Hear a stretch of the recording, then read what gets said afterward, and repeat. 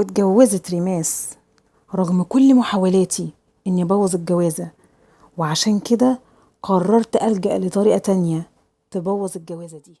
ورحت للدجال وقلت له انا جايه لك في موضوع طلاق، عايزة بنت اختي تتطلق.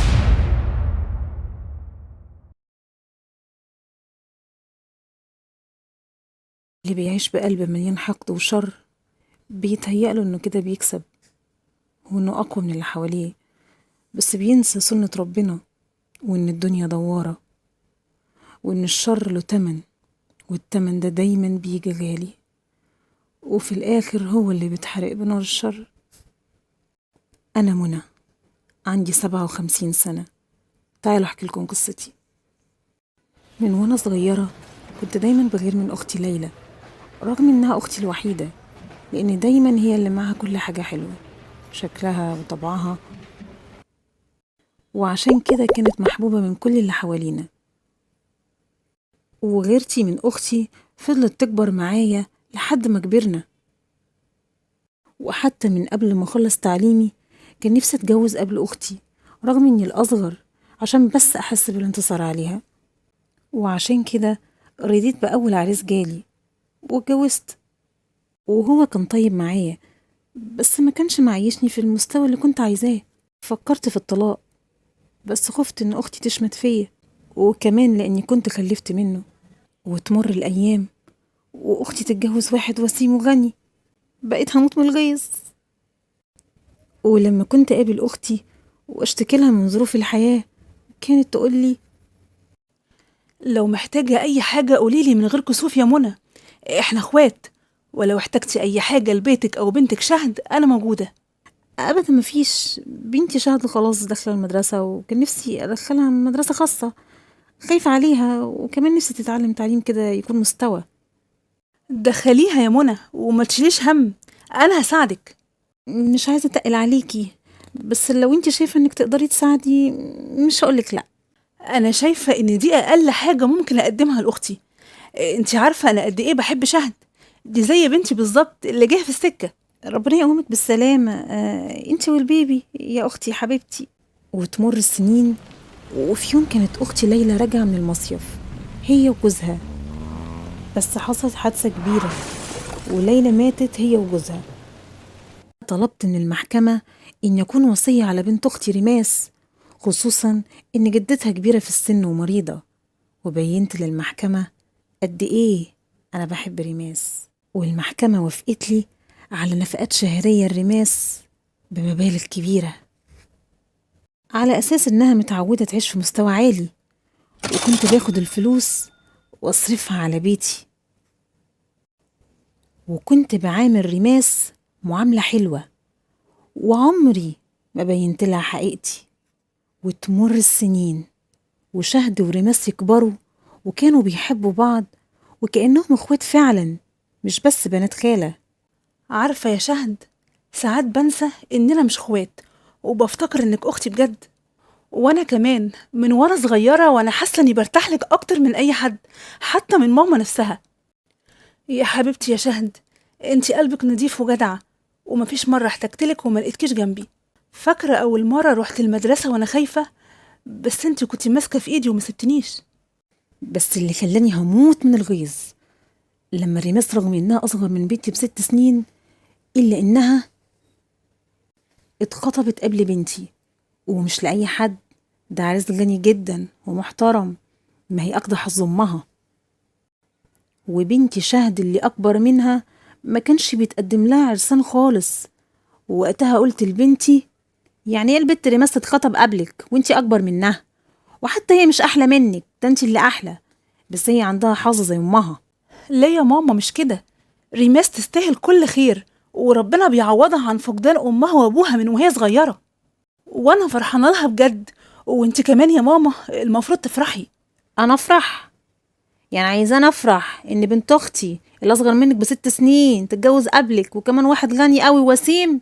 وحاولت ابوظ جوازة ريماس بكذا طريقة، بس ما قدرتش. العريس كان متمسك بيها قوي، لدرجة اني جيت قبل الجواز وحبيت قبلها بأيام بسيطة اني اكتب قايمة مليانة شروط عند المحامي، وطلبت إن العريس لازم يمضي عليها بحجة إني خايفة على بنت أختي وبضمن لها حقها. وبرضه رغم ده كله لقيت العريس بيقول لي أنا ما عنديش أي مشكلة إن أمضي على قايمة، والقايمة دي مش هتوقفني ولا هتقلل من اللي في قلبي لرماس. مش مهم العفش والذهب، المهم رماس، وأنا بحبها وعايزها.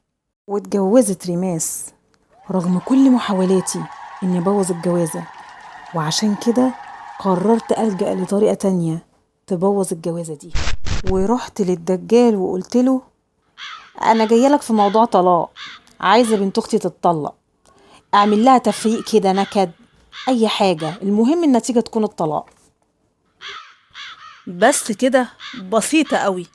أنا هعملك سحر بالمرض الموجه للرحم، هيخليها كل ما تحمل تجهض، وبكده أكيد جوزها هيطلقها لأنه عايز يخلف ويبقى أب. طب ليه اللفة دي؟ أعمل لي تفريق على طول. أنا همي مصلحتك عشان الموضوع يبان طبيعي ومحدش يشك فيكي. واحدة مش بتخلف ومش قادرة تجيب له حتة عيل مش هيستحملها كتير وهيطلقها، ولو ما حصلش المراد ابقي تعاليلي تاني. وتمر الأيام ويحصل حمل الرماس، بس ما يكملش وينزل في الشهر التالت، ويتكرر نزول الجنين 3 مرات. تالت مرة يا أحمد؟ تالت روح بتروح مني من غير حتى ما أعرف ألمسها. ده قدر ربنا يا رماس، يمكن ربنا بيأجل عشان شايل لنا خير أكبر. أنا نفسي أعرف أنا غلطت في إيه عشان كل مرة الحمل يضيع مني. أنا كنت حاسة بيه جوايا، كنت بتكلم معاه، كنت بحلم أسمع صوته وأشيله. وأنت أكيد عايز طفل، ليه أظلمك معايا؟ لو عايز تتجوز اتجوز يا ريماس. لو ربنا كاتب لي طفل هيجي منك انتي، بس عمري ما هعوضك بحد ولا هكون مبسوط مع غيرك. ربنا أكيد هيرزقنا إن شاء الله، بس الصبر. وتعدي السنين وما يحصلش حمل خالص بعد كده، وتفضل محرومة من الخلفة لسنين. وبقيت أنا فرحانة إني دايما شايفة بنت أختي مش سعيدة، بس مستغربة إزاي جوزها صابر عليها كل ده وما طلقهاش.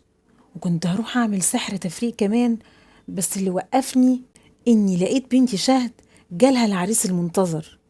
بقيت هطير من الفرحة، أخيرا أمنيتي اتحققت، وبنتي هتعيش في مستوى عالي زي ريماس. واتجوزت شهد، وكنت دايما أكلمها واطمن عليها، لأني دايما حاسة بالخوف عليها وعايزة أشوفها سعيدة مع جوزها وربنا يرزقها بالأولاد. عاملة إيه مع جوزك يا شهد؟ طمنيني عليكي، انتي مبسوطة؟ الحمد لله يا ماما، والله كل يوم بيثبت لي أكتر قد إيه هو إنسان محترم وجدع قوي.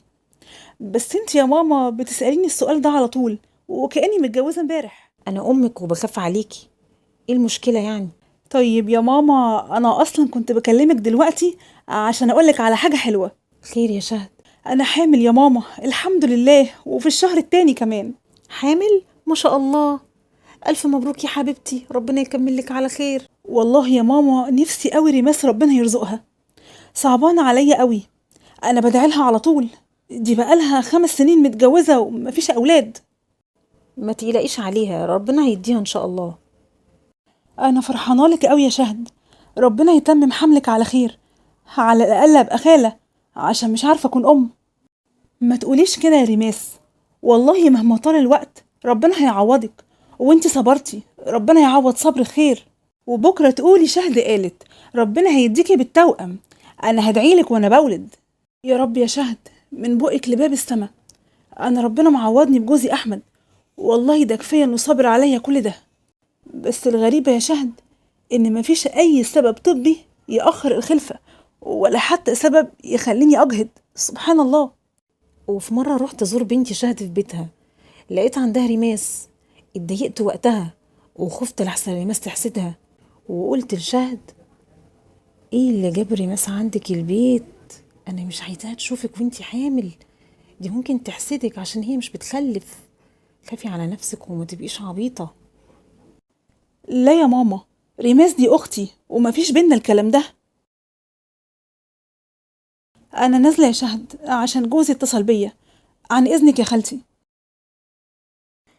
مش عارفة ليه يا أحمد، خالتي منى اتغيرت قوي من ناحيتي بالشكل ده.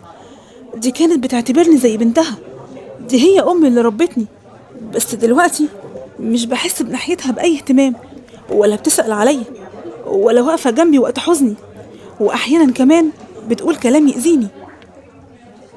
أحيانا بلاحظ ده يا ريماس فعلا، بس معلش، هي برضو اللي ربتك من صغرك.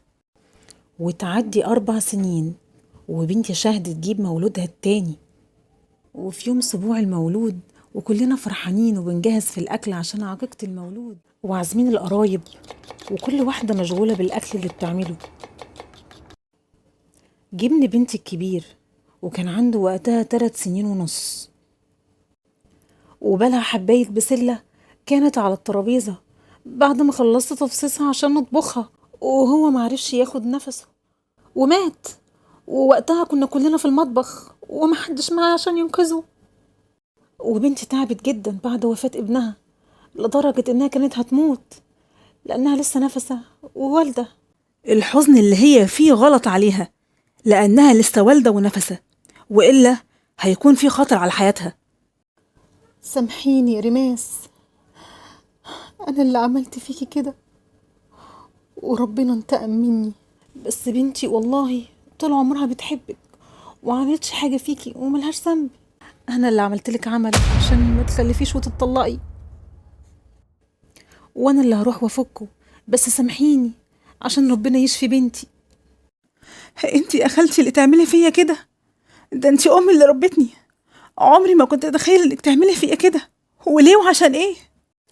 عشان بنتي اتأخرت قوي في الجواز، وانتي الأصغر منها واتجوزتي قبلها، وكان كل العرسان بيقولك انتي غيرتي منك عمة قلبي وخلتني افكر ازاي ادخل الحزن لقلبك زي ما بنتي حزينة وقلبها مكسور. عايزة أقولك إنك عملتيلي عمل عشان تتحكمي في مصيري زي ما انتي عايزة، بس اللي ما تعرفهوش إن أنا حامل دلوقتي، وإن ربنا هو وحده اللي بإيده مصير الناس، والأذى بيقع بإذنه، وبرضه الفرج بيجي بإذنه، وأنا ربنا أذلني لأني لجأت له. بيني وبينك ربنا، ومش عايزة أعرفك تاني.